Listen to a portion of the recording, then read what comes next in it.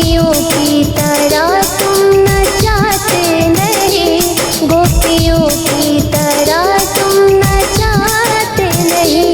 अच्युतम केशवम कृष्ण दामोदरम, अच्युतम केशवम कृष्ण दामोदरम, राम नारायणम जानकी वल्लभम, राम नारायणम जानकी वल्लभम।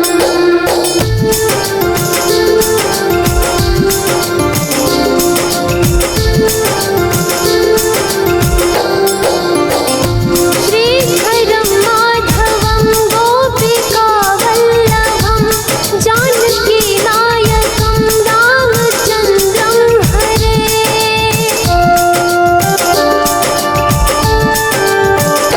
श्रीधरम माधवम गोपिका वल्लभम, श्रीधरम माधवम गोपिका वल्लभम, जानकी नायकम रामचंद्रम हरे, जानकी नायकम रामचंद्रम हरे।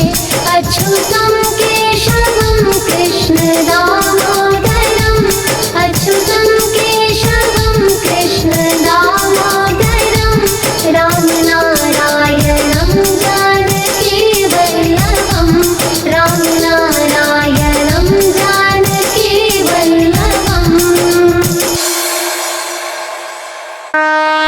श्री गणेशाय नमः, श्री गणेशाय नमः, श्री गणेशाय नमः, श्री गणेशाय नमः।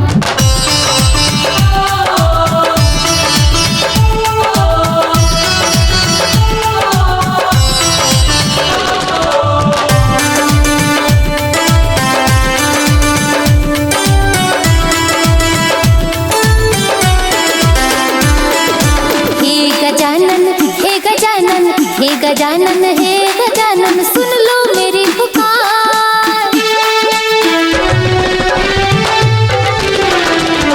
हे गजानन हे गजानन हे गजानन हे गजानन, सुन लो मेरी पुकार।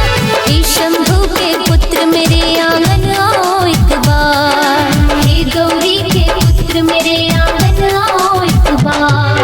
हे गजानन हे गजानन हे गजानन हे गजानन, सुन लो मेरी पुकार। हे शंभू के पुत्र मेरे आंगन आओ एक बार, हे गौरी के पुत्र मेरे आंगन आओ एक बार, हे शंभू के पुत्र मेरे आंगन आओ एक बार।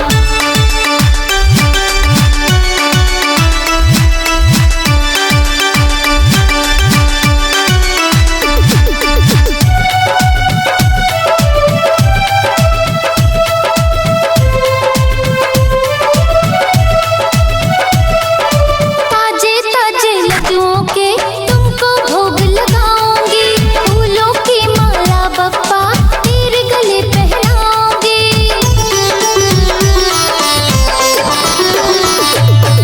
ताजे ताजे लड्डुओं के तुमको भोग लगाऊंगी, फल फूल रोली चंदन से पूजन करवाऊंगी।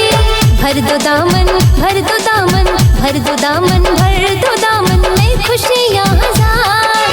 हे शंभू के पुत्र मेरे आंगन आओ एक बार, हे गौरी के पुत्र मेरे आंगन आओ एक बार, हे शंभू के पुत्र मेरे